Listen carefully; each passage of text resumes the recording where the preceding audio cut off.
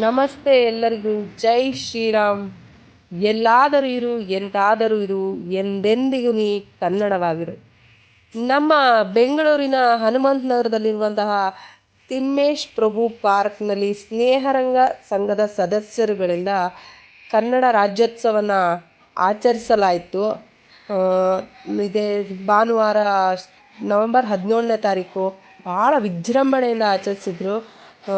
ಎಲ್ಲ ವಾಯುವಿಹಾರಕ್ಕೆ ಬಂದಂತಹ ಜನರು ಇರ್ಬೋದು, ಮತ್ತು ನಮ್ಮ ಆಹ್ವಾನಿತರು ಸದಸ್ಯರು ಎಲ್ಲರೂ ಕೂಡ ಇದ್ದರು.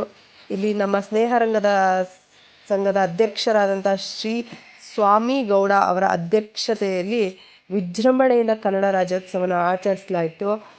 ಇಲ್ಲಿ ಆಹ್ವಾನಿಸಿದ್ದಂತಹ ಬಸವನಗುಡಿ MLA ಶ್ರೀ LA ರವಿ ಸುಬ್ರಹ್ಮಣ್ಯಂ ಅವರು ಕೂಡ ಕನ್ನಡ ಬಾವುಟವನ್ನು ಹಾರಿಸಿದರು. ಅದೇ ರೀತಿ ಕನ್ನಡದ ಬಗ್ಗೆ ತುಂಬ ಹೆಮ್ಮೆಯಿಂದ ಮಾತಾಡಿದರು.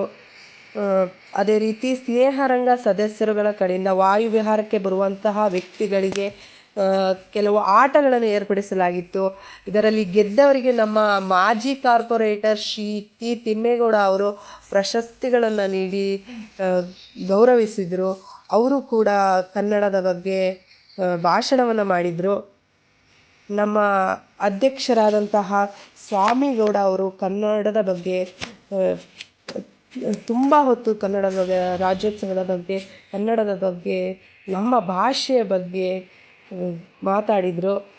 ಇಲ್ಲಿ ಸ್ನೇಹರಂಗ ಸಂಘದ ಸದಸ್ಯರುಗಳು ಉತ್ತಮವಾಗಿ ಕನ್ನಡ ರಾಜ್ಯೋತ್ಸವವನ್ನು ಒಳ್ಳೆ ರೀತಿಯಲ್ಲಿ ನಡೆಸ್ಕೊಟ್ರು ಅಂತ ಹೇಳಕ್ಕೆ ಇಷ್ಟಪಡ್ತೀನಿ.